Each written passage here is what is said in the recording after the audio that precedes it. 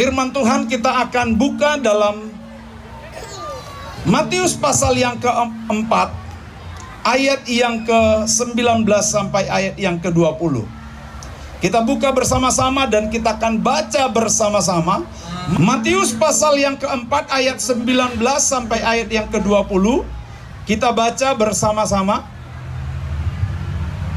Sudah? 1, 2, 3.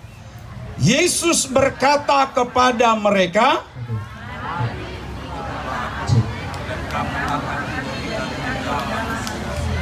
lalu mereka pun segera meninggalkan dan mengikuti Dia. Demikian pembacaan firman Tuhan.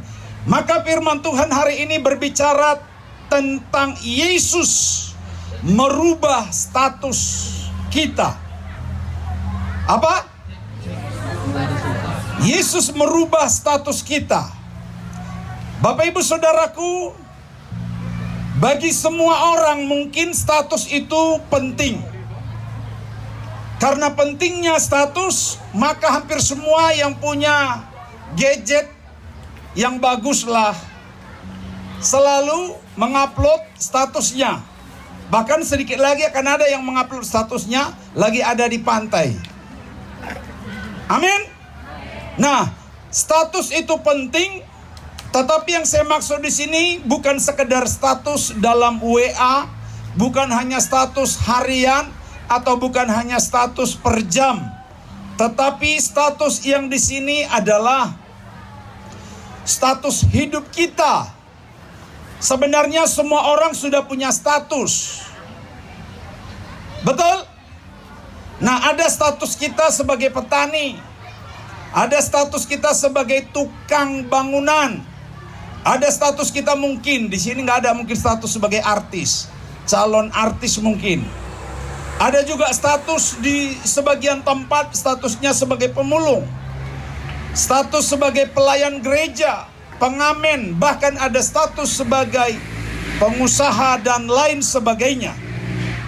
Saya tidak tahu persis satu persatu apa yang menjadi status Bapak Ibu Saudara. Kalau saya, pasti status saya sebagai hamba Tuhan, doulosnya Tuhan, budaknya Tuhan yang siap mengerjakan apapun untuk hormat kemuliaan nama Tuhan. Itu status. Bapak Ibu Saudaraku yang kekasih, hari ini kita belajar firman Tuhan tentang status, di mana Yesus mengubah status kita tentu kepada status yang lebih baik. Bukan status yang sudah baik jadi tambah kurang baik atau jadi jelek. Nah, semua kita hari ini apapun statusmu, pulang dari pantai ini statusmu harus memiliki status yang lebih baik. Katakan amin.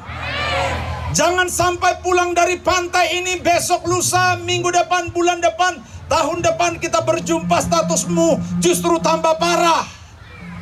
Karena kita lihat di mana Yesus berjumpa dengan murid-murid di pantai. Yang kita baca tadi, dia berjumpa dengan Petrus, dia berjumpa dengan yang lain. Lalu saat itu mereka menceritakan tentang kehidupan mereka dalam status yang lama. Tetapi ketika mereka berjumpa dengan Yesus, maka Yesus mengubah status mereka. Tentu kepada status yang lebih baik, tentu kepada status yang lebih mulia, tentu kepada status yang lebih diberi jempol.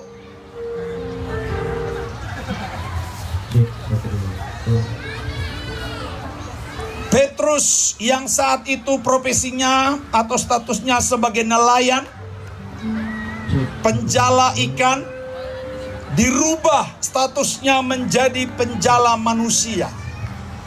Sehingga konsep sebagai penjala tetap dipertahankan oleh Tuhan. Karena Tuhan tahu konsep menjala ikan akan jauh lebih baik menjadi konsep penjala manusia. Kata penjala selalu dipertahankan oleh Tuhan, karena kadangkala apa yang ada di dalam diri kita sebenarnya banyak kebaikannya.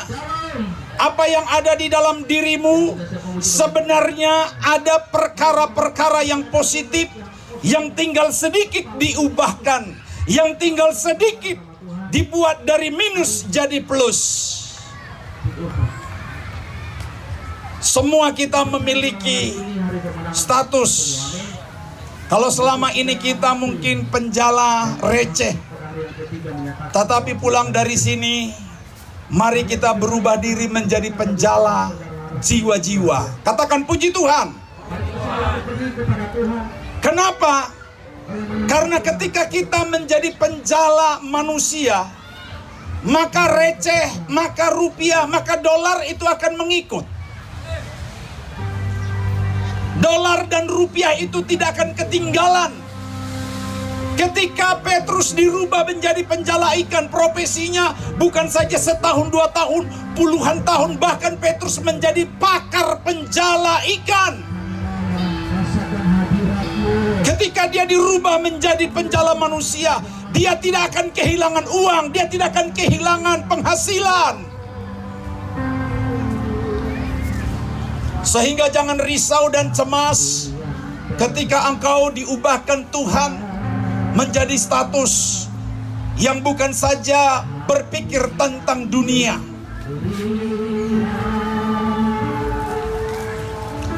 Nah, konsep menjadi penjala manusia saya melihat adalah konsep untuk merubah manusia. Konsep merubah pribadi. Dari kebodohan menjadi pintar. Dari orang malas menjadi orang rajin. Jadi orang pendosa menjadi orang yang hidup yang baru. Mengubah sumber daya manusia. Inilah yang terpenting. Petrus diberi tanggung jawab adalah untuk merubah SDM. Karena kalau SDM sudah dirubah, apa saja akan bisa dikerjakan, apa saja akan bisa diperbuat.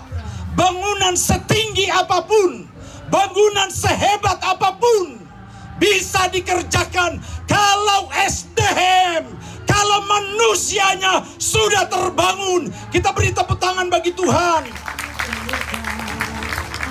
Tetapi jangan pernah berharap engkau bisa membangun gereja yang besar.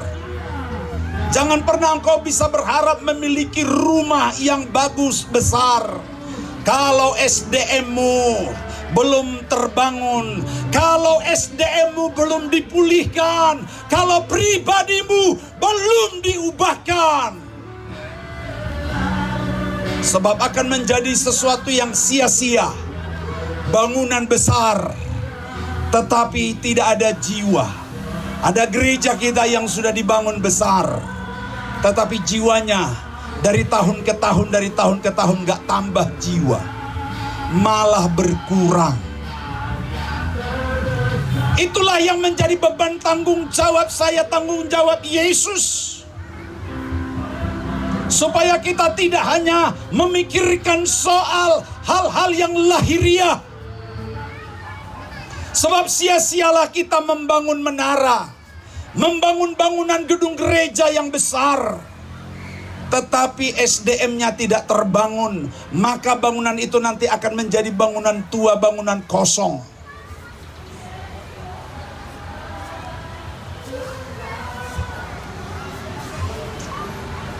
Petrus menerima tanggung jawab dari Tuhan untuk mengubah manusia bodoh menjadi pintar, manusia malas menjadi rajin. Hari ini jika engkau telah ada di tempat ini, makanya dengar. Jangan engkau hanya melihat pantai. Ketika engkau hanya melihat pantai, engkau pulang dari tempat ini, hidupmu akan sama.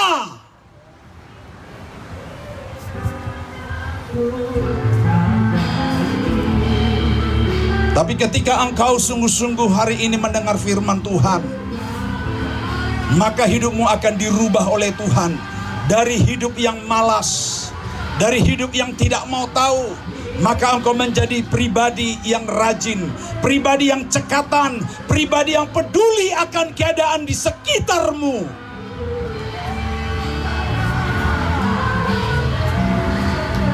Mengubah SDM seperti yang diharapkan oleh Yesus. Mengubah manusia pendosa menjadi hidup baru. Supaya kita selama ini mungkin hidup kita tidak benar, hidup kita masih berpadanan dengan dosa.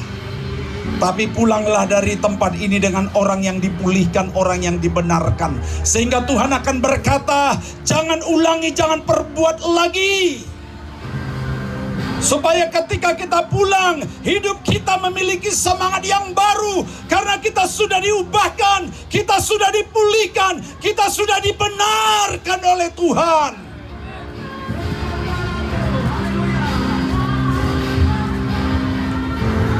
Tanggung jawab mengubah SDM adalah tanggung jawab yang paling berat. Membangun gedung gereja itu sebenarnya nggak terlalu sulit. Percaya deh saya bilang. Karena kalau satu orang saja atau satu keluarga bisa membangun besar rumahnya, apalagi banyak anggota jemaat, tidak bisa bangun gereja, ada apa? Itu kan gereja rumah bersama. Lalu membangun rumah pribadi kita bisa. Berarti masalahnya di mana? Masalahnya di SDM. Masalahnya di pribadi. Makanya lebih sulit membangun pribadi daripada membangun bangunan.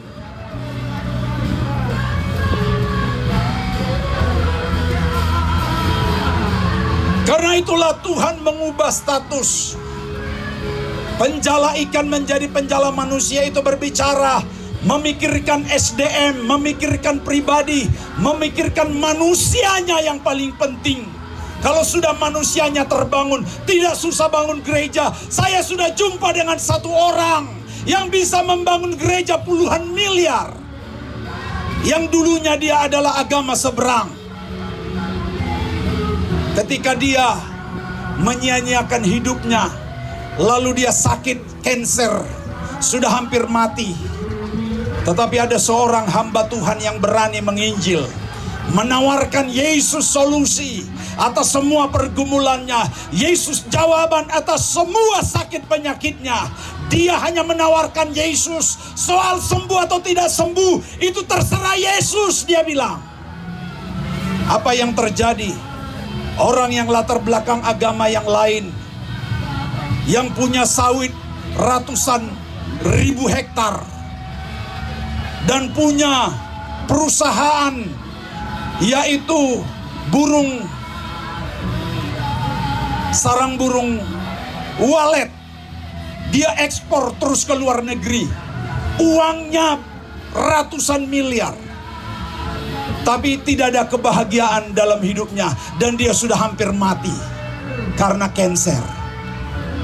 Lalu ketika ditawarkan Yesus solusi atas hidupnya, dia menerima Yesus.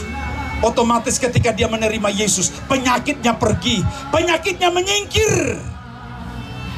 Dan akhirnya dia sembuh, seisi rumahnya percaya kepada Tuhan. Ketika dia disembuhkan, hidupnya dipulihkan, maka dia memiliki ikrar seperti Sakeus. Apa ikrar Sakeus? Setengah dari hartaku kuberikan untuk Tuhan. Satu orang bangun gereja 10 miliar. Berarti masalahnya bukan soal apa-apa, tetapi adalah soal pribadi. Supaya kelak jangan sampai kita bangun gereja tapi gerejanya kosong. Gerejanya besar, mewah, tapi tidak ada isi. Itu sia-sia. Bagi Tuhan lebih berharga satu jiwa dari seisi bumi ini. Kata lainnya, Tuhan mau tukarkan satu jiwa. Silahkan ambil seluruh dunia ini. Yang penting aku rebut satu jiwa. Tapi orang lain mau menukarkan jiwa, menukarkan anggota jemaatnya mungkin hanya dengan 6 juta, 7 juta.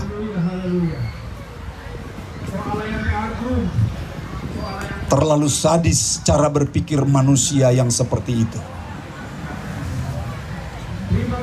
Yesus dia serahkan dirinya, dia serahkan nyawanya untuk satu jiwa. Bahkan dia meninggalkan 99 domba demi mencari yang satu. Dan pulang dari sini kita harus memiliki pemahaman yang sama.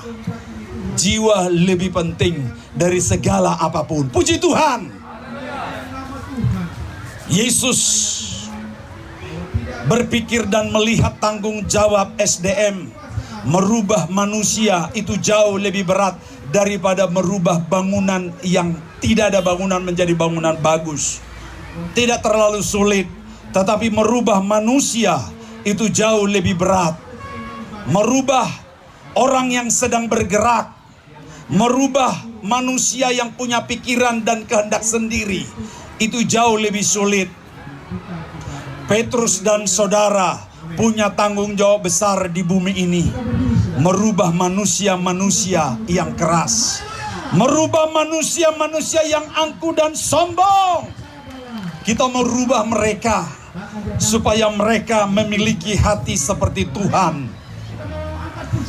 Bapak ibu saudaraku, jika Tuhan telah memanggil saudara untuk menjadi penjala manusia, merubah kita dari penjala receh, dari penjala uang menjadi penjala jiwa-jiwa, sebenarnya tidak terlalu sulit. Karena kalau Tuhan yang memanggil, maka Tuhan yang memperlengkapi kita. Kalau Tuhan yang memanggil kita, kalau Tuhan yang memanggil ada 13 yang mau dibaptis hari ini, maka Tuhan juga yang akan memperlengkapi. Tuhan punya BLK. Saudara tahu BLK? Tahu arti BLK? Biasanya disebut Balai Latihan Kerja. Tuhan juga punya BLK untuk memperlengkapi kita melayani Dia, untuk memperlengkapi kita mencari yang hilang, menemukan yang tersesat, membawa pulang yang terluka. Itu tugas kita bersama. Cara berpikir kita harus sama. Jangan katakan aku tidak bisa. Jangan ada satupun berkata di kita aku tidak mampu. Kalau Tuhan yang memanggil, maka Tuhan yang memperlengkapi. Terlepas dari kelemahan kita, keterbatasan kita, keterbatasan pendidikan, keterbatasan tata bahasa. Saya juga melayani hanya tamat SLTA plus 6 bulan sekolah Alkitab. Apalah sekolah Alkitab 6 bulan? Apalah sekolah PGA, SLTA untuk ukuran manusia? Tetapi Tuhan bilang, Dia akan panggil kita mempermalukan orang-orang yang pintar menurut ukuran dunia. Karena itu jangan pernah cemas, jangan pernah meragukan panggilan Tuhan terhadap dirimu. Dan jangan pernah menghindar dari panggilan itu. Tuhan punya BLK kepadamu. Asal engkau mau dibentuk, asal engkau mau diproses. Saya berkata, kalau Musa dipanggil untuk memimpin bangsa Israel, sebenarnya kurang apa dia 40 tahun di istana Fir'aun. 40 tahun dia digodok dengan pendidikan keistanaan. Tetapi bagi Tuhan itu belum cukup. Maka Tuhan memanggil dia kembali masuk dalam sekolah kehidupan, yaitu di padang gurun 40 tahun lagi. Padang gurun itu menjadi BLK-nya Tuhan, menjadi balai latihan kerja bagi Musa untuk memimpin umatnya. 40 tahun bagaimana hidup susah, bagaimana tidur di atas batu, bagaimana dingin pada malam hari, bagaimana kadang tidak ada makanan. Itu adalah BLK yang membawa dan memproses engkau menuju keberhasilan. Puji Tuhan. Tuhan membawa kita kepada BLK kita masing-masing. Dia persiapkan BLK menurut ukuran-ukuran kita. Karena ukuran saudara tidak sama dengan ukuran saya BLK. Mungkin saja apabila saudara mengalami BLK yang saya alami, 2,5 tahun hanya makan kangkung liar tanpa nasi. Ketika memulai pelayanan, maka saudara akan kabur. Hanya makan kangkung 2,5 tahun. Itu pun kangkung liar, tanpa nasi, tanpa lauk yang lain. Hanya kangkung liar. Kalau kangkung liar itu keras, bukan dimasak di atas kompor, bukan dimasak ditumis dengan minyak goreng supaya lembut. Itu hanya dengan kangkung direbus, sehingga ketika dia sudah direbus pun masih keras. Jadi gigi harus kuat mengunyah. Sampai gigi saya tajam. Tapi saya tahu ini adalah BLK bagi saya. Balai latihan pelayanan, balai latihan kesusahan. Dan apa yang terjadi? Orang yang siap masuk dalam proses itu, melewati tahapan-tahapan proses BLK, itulah yang akan berhasil. Itulah yang akan sukses. Karena itu jangan menjadi pelayan, jangan menjadi penjala manusia yang cengeng. Sehingga sebentar-sebentar engkau mengupload di media sosial kesusahanmu, mengupload sebentar-sebentar penderitaanmu. Memalukan Tuhan. Boleh kelak engkau bersaksi mengalami kesusahan ketika engkau sudah berhasil. Tapi selagi engkau masih susah, mari engkau taruh itu cukup di dalam hatimu. Cukupkan itu hanya bagian dari memori suatu saat, sehingga orang akan kasih jempol. Engkau bisa melewati BLK yang begitu sulit. Bapak ibu saudaraku, ada satu figur ketika dia mendapat panggilan untuk menjadi penjala manusia. Namanya Nabi Yunus. Walaupun dia sudah menyandang gelar Nabi, tapi ketika dia diutus ke kota mana? Ke kota mana? Ya, dia diutus ke kota Niniwe. Tapi apa yang terjadi? Nabi Yunus ini dia tahu, dia pelajari penduduk, struktur, dan orang-orang Niniwe. Dia hafal. Lalu dia tahu orang Niniwe ini orang keras kepala, orang-orang yang keras, orang-orang yang tegar tengkuk, kepala-kepala batu ada di sana. Sehingga pikir Yunus, jangan-jangan nanti saya di sana akan menjadi mangsa. Jangan-jangan di sana saya akan menjadi mati martir. Jangan-jangan di sana saya akan menjadi korban. Tapi apa yang terjadi? Ketika dia lari dari panggilan Tuhan yang pertama. Jadi Tuhan itu kadangkala bermurah hati. Dia panggil kita, kita membelot. Dia masih berkemurahan. Yunus ketika dipanggil dia membelot. Dia membelot, dia melarikan diri. Kemana? Nabi Yunus, kemana Yunus lari? Ke Tarsis. Dia ingin mengasingkan diri, dia ingin lari dari panggilannya. Apa yang terjadi? Sebelum sampai di Tarsis, gelombang, angin badai datang menerpa. Bukan saja menerpa Yunus, tetapi semua orang yang ada di kapal itu, semua hampir mati. Untung aja Yunus mengaku diri. Lalu dia dibuanglah dia ke laut. Dia sampai di laut, apa yang terjadi? Tuhan itu punya 1000 cara menolong kita. Supaya panggilannya tidak boleh gagal. Supaya panggilanmu tidak boleh gagal. Produksi perut ikan itu saat itu diberhentikan. Di stop kerannya Tuhan. Dikancing Tuhan.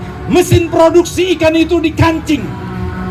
Coba bayangkan, walaupun dia sudah ditelan, kalau mesin perut ikan itu tetap berfungsi, kira-kira jadi apa Yunus? Jadi apa?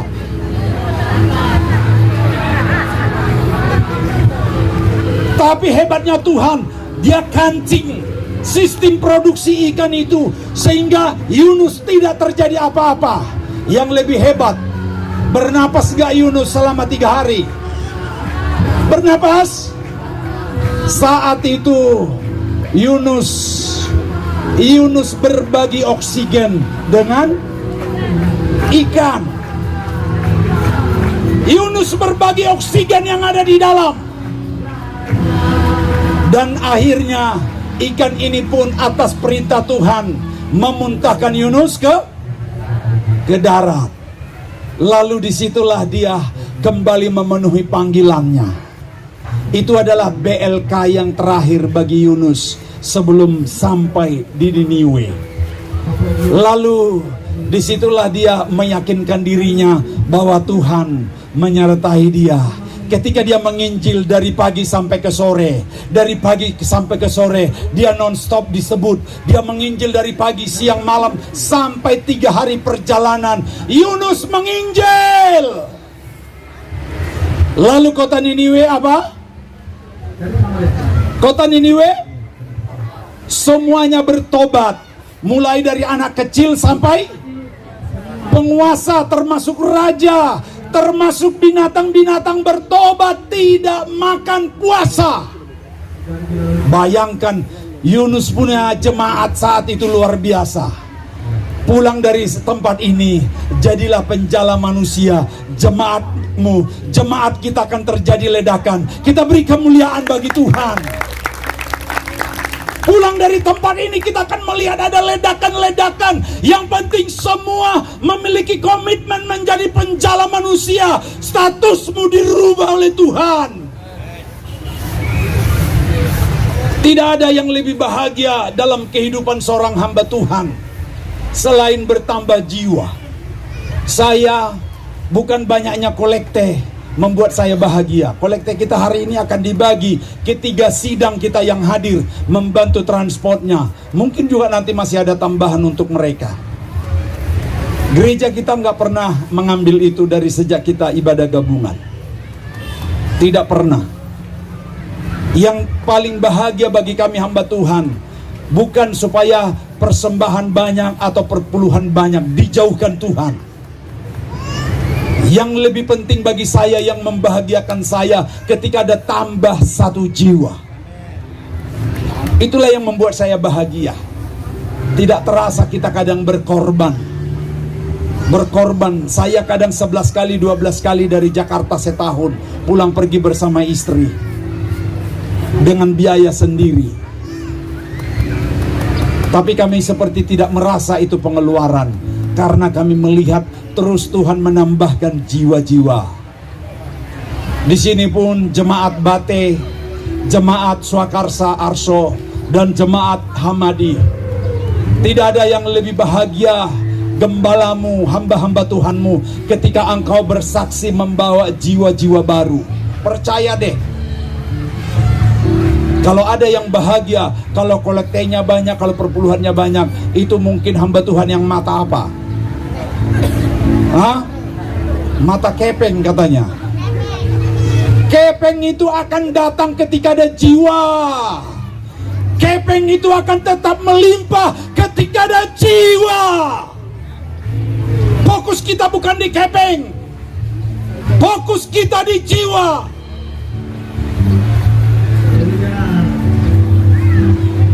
Kalau jiwa-jiwa semua kita sudah rekrut, sudah kita jangkau, hepeng itu, duit itu, dolar itu akan mengalir. Jadi fokus kita jangan di situ.